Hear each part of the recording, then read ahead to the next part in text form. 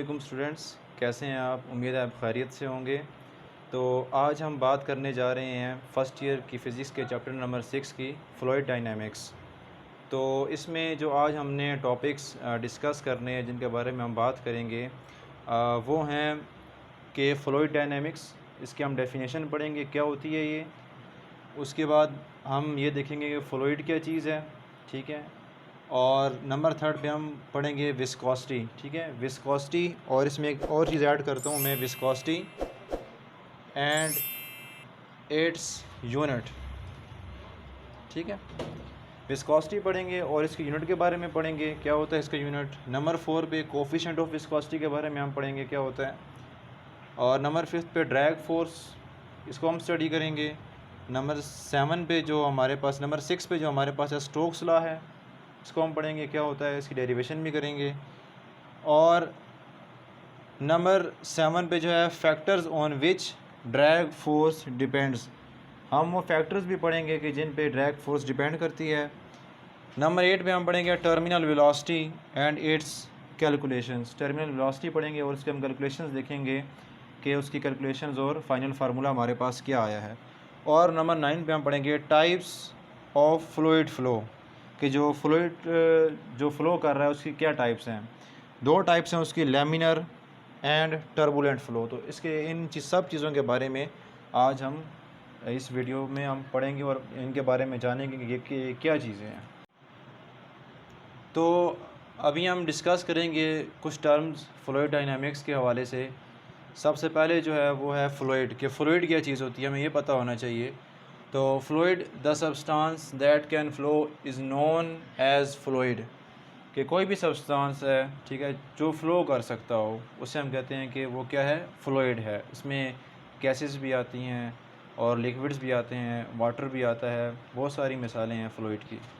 Second number पे है dynamics. Dynamics क्या चीज़ होती है, आप लोगों ने 9th क्लास की फ़िज़िक्स में पढ़ा हुआ है कि dynamics the study of motion of objects and it's causes, के ऑब्जेक्ट्स की हम मोशन को स्टडी करते हैं और उनकी कॉजेज़ क्या होती हैं उनको हम स्टडी करते हैं डायनामिक्स में। तो फ्लूइड की डेफिनेशन ये है, डायनामिक्स की ये है।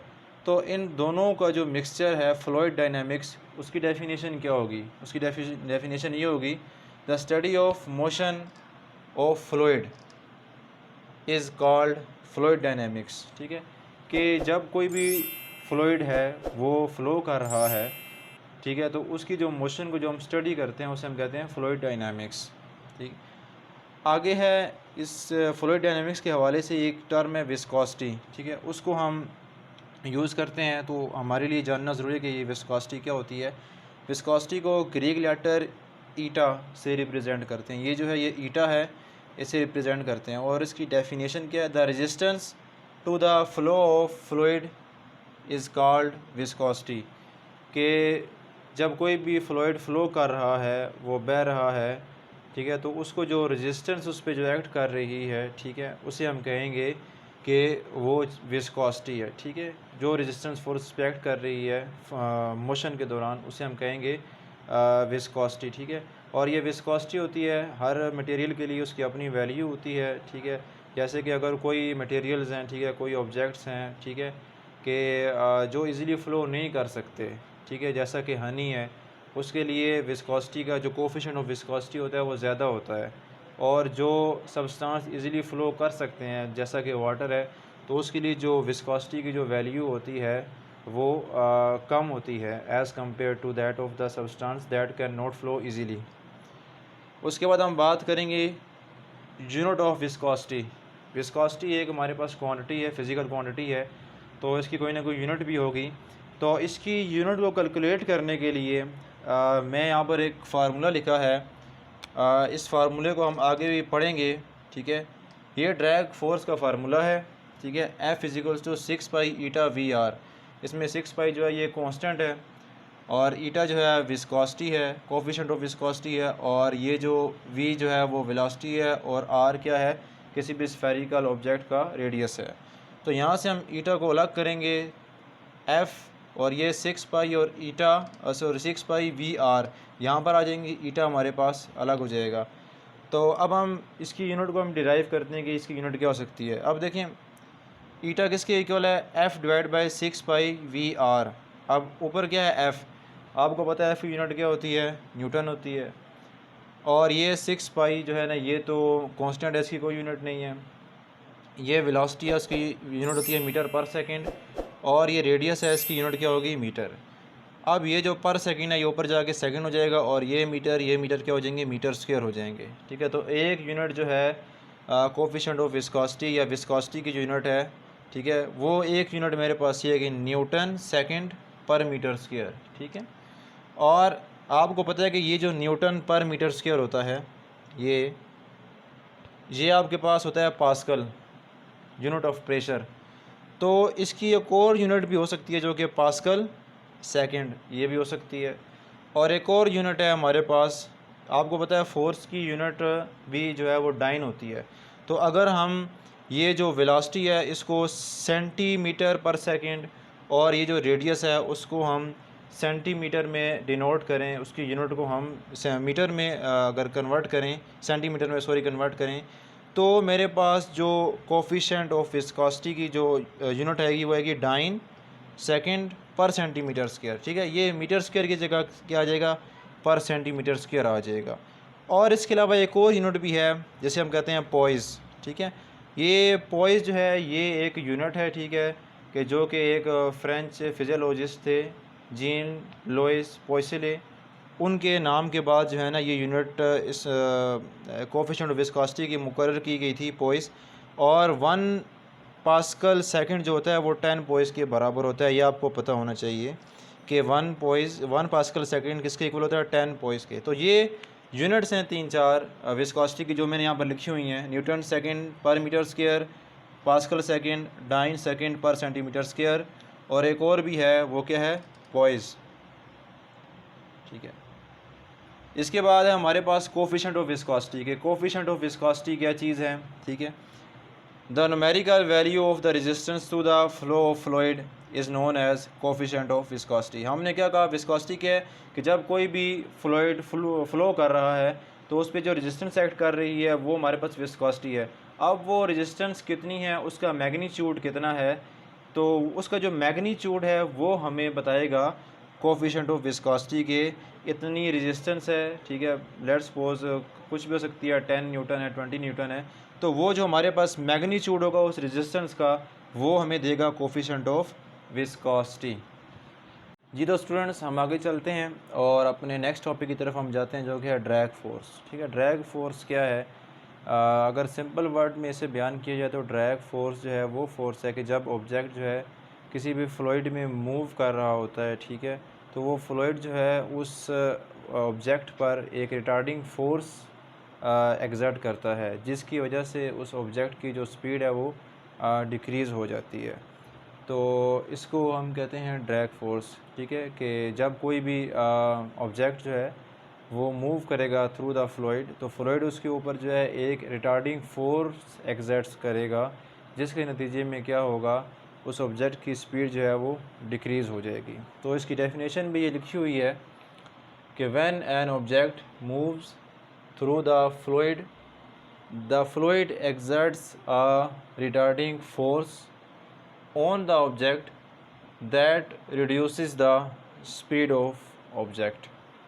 This retarding force is known as drag force। कि वो जो रिटार्डिंग फोर्स है जो उसकी स्पीड को रिड्यूस कर रही है, डिक्रीज़ कर रही है, उसे हम कहते हैं ड्रैग फोर्स। आगे चलते हैं तो ड्रैग फोर्स की कुछ जो है वो डेरिवेशन है, ठीक है, जो कि हम स्टोक्स लॉ को यूज़ करते हुए हम करेंगे। ठीक है, तो स्टोक्स लॉ को डिस्क्राइब करने के लिए, ठीक है, हम कंसिडर करते हैं कि हमारे पास एक ये स्फेरिकल ऑब्जेक्ट है और इस पे एक ड्रैग फोर्स जो है वो एक्ट कर रही है। उस स्फेरिकल ऑब्जेक्ट का जो रेडियस है वो जो स्फेरिकल ऑब्जेक्ट है उसका रेडियस जो है वो r है। ठीक है, तो इसकी जो हम डेरिवेशन करेंगे, ठीक है, स्टोक्स लॉ को यूज़ करके हम करेंगे कि भाई इस जो स्फेरिकल ऑब्जेक्ट पे जो ड्रैग फोर्स एक्ट कर रही है, तो उस ड्रैग फोर्स की जो हम मैथमेटिकल कैलकुलेशंस करेंगे तो उसको हम कहते हैं स्टोक्स लॉ। ठीक है, तो हम देखेंगे कि स्टोक्स ने क्या कहा था और उसने क्या एजम्पशंस करके हमें मैथमेटिकल फार्मूला दिया था to express the drag force. According to Stokes law, drag force depends upon radius R, velocity v of the object and the coefficient of viscosity of the medium। तीन चीज़ों पे जो है वो ड्रैग फोर्स डिपेंड करती है। एक radius of that spherical object, number two velocity of that spherical object के किस वेलोसिटी से जो है वो फ्लूइड में वो मूव कर रहा है, किस स्पीड से वो उस फ्लूइड में मूव कर रहा है, and the third one the viscosity of the medium. ठीक है कि वो जो जिस मीडियम से वो जो आपका स्फेरिकल ऑब्जेक्ट है वो फॉल कर रहा है, मूव कर रहा है, उस मीडियम की विस्कोसिटी क्या है। इन तीन चीज़ों पे जो है वो ड्रैग फोर्स डिपेंड करती है और इन तीनों चीज़ों के जो है वो ड्रैग फोर्स डायरेक्टली प्रोपोर्शनल है। ठीक है, मींस कि अगर हमारे पास जो है ये वेलोसिटी या स्पीड ज़्यादा हो जाए तो ड्रैग फोर्स भी ज़्यादा हो जाएगी। अगर हम ये स्फेरिकल ऑब्जेक्ट का रेडियस बढ़ा देते हैं तब भी हमारे पास ये ड्रैग फोर्स ज़्यादा हो जाएगी। और अगर विस्कोसिटी जो है, जो रेजिस्टेंस फोर्स है वो ज़्यादा हो जाए तब भी ड्रैग फोर्स ज़्यादा हो जाएगी। तो इन तीनों को कंबाइन करके मैंने लिखा F D is directly proportional to eta V R. अब आपको पता है कि ये जो साइन ख़त्म करेंगे हम प्रोपोर्शनलिटी का, इसको ख़त्म करने के लिए इज़ इक्वल टू और साथ में कांस्टेंट लगाते हैं। तो जहाँ पर जो मैंने कांस्टेंट यूज़ किया है वो है ए, आगे eta V R as it is आ गया। A is proportionality constant and its experimentally calculated value is, ये एक कांस्टेंट है और एक्सपेरिमेंटली इसकी वैल्यू कैलकुलेट की गई है जो कि आपको याद रखनी है, 6 पाई होती है। तो फाइनल हमारे पास रिलेशन क्या आएगा ड्रैग फोर्स का, वो आएगा 6 पाई ईटा वी आर। ये आपके पास जो है वो ड्रैग फोर्स का फाइनल रिलेशन है। इसको हम यूज़ करके किसी भी मीडियम की विस्कोसिटी हम फाइंड आउट कर सकते हैं। अच्छा जी स्टूडेंट्स, तो हमारा नेक्स्ट टॉपिक है the factors upon which the drag force depends. वो कौन से फैक्टर्स हैं जिन पे ड्रैग फोर्स डिपेंड करती है। There are 3 factors upon which the drag force depends and these are number 1 shape, size and orientation of object. के object की का शेप क्या है, उसकी साइज़ क्या है और स्पेस में उसकी ओरिएंटेशन क्या है, उस पर भी ड्रैग फोर्स जो है वो डिपेंड करती है। इन शेप, साइज़ और ओरिएंटेशन के वेरी करने से ड्रैग फोर्स भी क्या करेगी, वेरी करेगी, चेंज होगी। Number 2 properties of fluid. Fluids के प्रॉपर्टी पे भी डिपेंड करती है ड्रैग फोर्स के फ्लूइड की विस्कोसिटी क्या है और डेंसिटी क्या है। मींस के फ्लूइड जो है वो विस्कस है, नॉन विस्कस है, कंप्रेसिबल है या इनकम्प्रेसिबल है। तो ये जो फ्लूइड की जो प्रॉपर्टीज़ हैं इन पे भी ड्रैग फोर्स जो है वो डिपेंड करती है। ठीक है, अगर ये विस्कस है और इनकम्प्रेसिबल है, ठीक है, तो उसकी जो है वो ड्रैग फोर्स जो है वो कम होगी। और अगर ये हमारे पास नॉन विस्कस हैं और इनकम्प्रेसिबल है तो ड्रैग फोर्स हमारे पास जो है वो ज़्यादा होगी। और नंबर 3 है speed of the object. Drag force जो है ऑब्जेक्ट की स्पीड पे भी डिपेंड करती है। जितनी ज़्यादा स्पीड होगी उतनी ही ज़्यादा ड्रैग फोर्स होगी। ठीक है, जितनी ज़्यादा ऑब्जेक्ट जितनी स्पीड से जो है वो मूव करेगा उतनी ही उस पर रेजिस्टेंस जो है वो एक्ट करेगी थ्रू द फ्लूइड।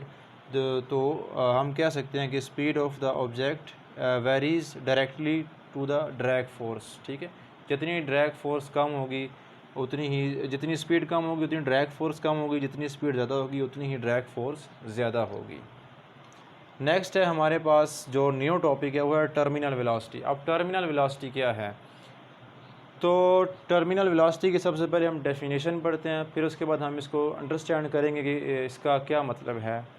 पहले हम डेफिनेशन पढ़ते हैं। डेफिनेशन क्या है, the maximum constant velocity attend and maintain by an object while falling through a resistive medium is called terminal velocity।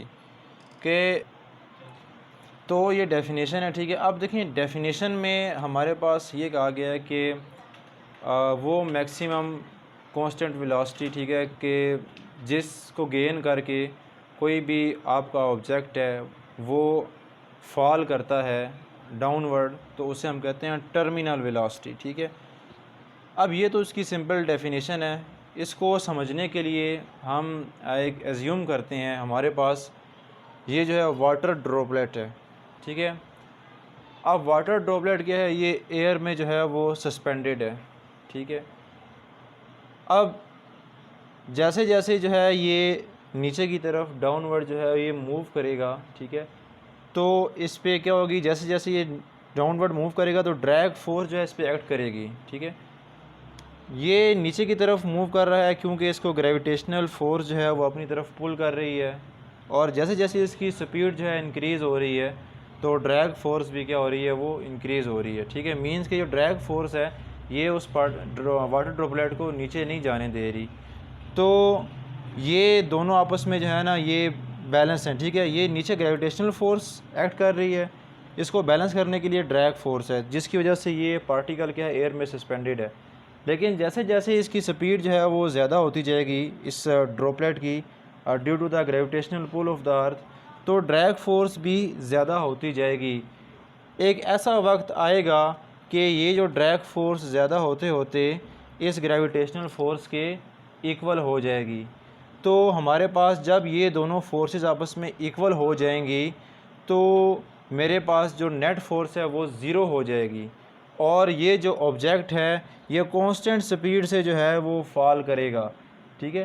तो ऐसी स्पीड के जिस पर ये दोनों फोर्सेस आपस में ड्रैग फोर्स और ग्रेविटेशनल फोर्स आपस में इक्वल हो गई हैं, नेट फोर्स ज़ीरो हो गई है, मीन्स की एक्सेलरेशन ज़ीरो हो गई है, और ऑब्जेक्ट जो है कांस्टेंट वेलोसिटी से कांस्टेंट स्पीड से जो है फॉल कर रहा है, तो उस वेलोसिटी को, उस स्पीड को हम कहेंगे टर्मिनल वेलोसिटी, ठीक है। और इसकी कुछ मैथमेटिकल डेरिवेशंस भी की हैं हमने, ठीक है। अब यहाँ पर देखें जो वाटर ड्रॉपलेट है इस पर नेट फोर्स क्या होगी, तो नेट फोर्स हमारे पास होगी F G means gravitational force minus F D drag force, ठीक है। ये इस पर नेट फोर्स एक्ट कर रही है क्योंकि ये gravitational force is greater than drag force है, इसलिए हम इसको इसमें से माइनस करेंगे। तो अब यहाँ पर क्या है कि आपको पता है Newton second law of motion, net force मेरे पास एम ए है, ये ड्रैग फोर्स का हमने फार्मूला पढ़ा हुआ है 6 पाई ईटा वी आर, और जो ग्रेविटेशनल फोर्स है वो एम जी के इक्वल होती है। अब इसके बाद हमने ये तमाम वैल्यूज उठा के इधर पुट कर दी, एफ़ नेट की जगह एम ए पुट कर दिया, एफ़ जी की जगह एम जी पुट कर दिया, और एफ़ डी की जगह 6 पाई ईटा वी आर। अच्छा, ये पुट करने के बाद अब आपको पता है कि जब एट टर्मिनल वेलोसिटी, या हम कहेंगे कि जब हमारे पास ये दोनों फोर्सेस आपस में बराबर हो जाएंगी, इक्वल हो जाएंगी, तो मेरे पास नेट फोर्स क्या हो जाएगी, ज़ीरो हो जाएगी। ये जो नेट फोर्स है हमारे पास ये ज़ीरो हो जाएगी जब ये दोनों आपस में इक्वल होंगी, ठीक है। तो जब नेट फोर्स ज़ीरो है तो मींस कि हमारे पास जो एक्सेलरेशन है उस ऑब्जेक्ट की वो भी मेरे पास क्या हो जाएगी, ज़ीरो हो जाएगी। तो मैंने इसलिए एक ही जगह यहाँ पर ज़ीरो पुट किया है। और तब जब एक्सेलरेशन ज़ीरो है और ये दोनों फोर्सेस ग्रेविटेशनल फोर्स और ड्रैग फोर्स आपस में इक्वल हैं, तो उस टाइम जो उस ऑब्जेक्ट की जो वेलोसिटी होगी उसको हम कहेंगे टर्मिनल वेलोसिटी। इसलिए मैंने यहाँ पर वी टी यूज़ किया है, ठीक है। We T stands for terminal velocity. Acceleration zero है, ये सारी टर्म ज़ीरो हो जाएगी, ठीक है। तो हमारे पास क्या आएगा, ये इस 6 pi eta we T R को मैं इज इक्वल टू की उस साइड पे ले जाऊँगा तो मेरे पास ये प्लस हो जाएगा, एम जी आ जाएगा, और मेरे पास यहाँ से मैं वी टी को जब मैं अलहदा करूँगा ये M G as it is आ जाएगा, ये 6 पाई ईटा आर ये इधर नीचे आ जाएंगे। अब हम जानते हैं कि जो किसी भी ऑब्जेक्ट का जो मैस होता है, ठीक है, according to the formula of density मेरे पास होता है M is equals to rho V. ये 9th क्लास में आप लोग पढ़ चुके हैं। और आपको पता है चूँकि ये जो वाटर ड्रॉपलेट है ये स्फेरिकल शेप का है, तो इसका वॉल्यूम मेरे पास क्या होगा 4/3 पाई आर क्यूबिक, ठीक है। इसको हम अरेंज करेंगे तो मेरे पास मैस क्या आ जाएगा 4/3 पाई आर क्यूब रो। अब हम क्या करेंगे, ये जो हमने मैस की जो वैल्यू निकाली है इसको हम इक्वेशन नंबर 1 में पुट करेंगे। Put value of mass in equation number 1, तो मैस ही है, इसकी जगह मैं ये वैल्यू पुट करूँगा 4/3 pi R cube rho, 4/3 pi R cube rho, और ये वाला जी एज़ इट इज़, और ये नीचे वाली जो सारी जो वैल्यू है वो एज़ इट इज़। अब क्या होगा, अब ये वाला पाई इस पाई से कैंसिल आउट हो जाएगा, ये एक आर से कैंसिल आउट हो जाएगा, तो मेरे पास, और ये जो 3 है ये मैथमेटिक्स के रूल से नीचे 6 से मल्टीप्लाई हो जाएगा, ये 4 का 4 आ जाएगा, ये 3 6 18 हो जाएगा, ये पाई पाई से कैंसिल, और ये जो एक आर क्यूब से कैंसिल होगा, यहाँ पर आर स्क्वायर रह जाएगा और ये रो और जी एज़ इट इज़, और नीचे ये वाला जो ईटा है ये भी एज़ इट इज़ आ जाएगा। अब ये जो है 2 के टेबल से काट के 2 2 ज़ा 4 और 2 9 ज़ा 18, ऊपर मेरे पास क्या आ गया 2 आर स्क्वायर रो जी और नीचे मेरे पास ये 9 ईटा। अरेंज करके लिखेंगे तो मेरे पास जो फाइनल जो टर्मिनल वेलोसिटी का जो फार्मूला आएगा, एक्सप्रेशन आएगा, वो आएगा 2 G R square rho divide by 9 eta.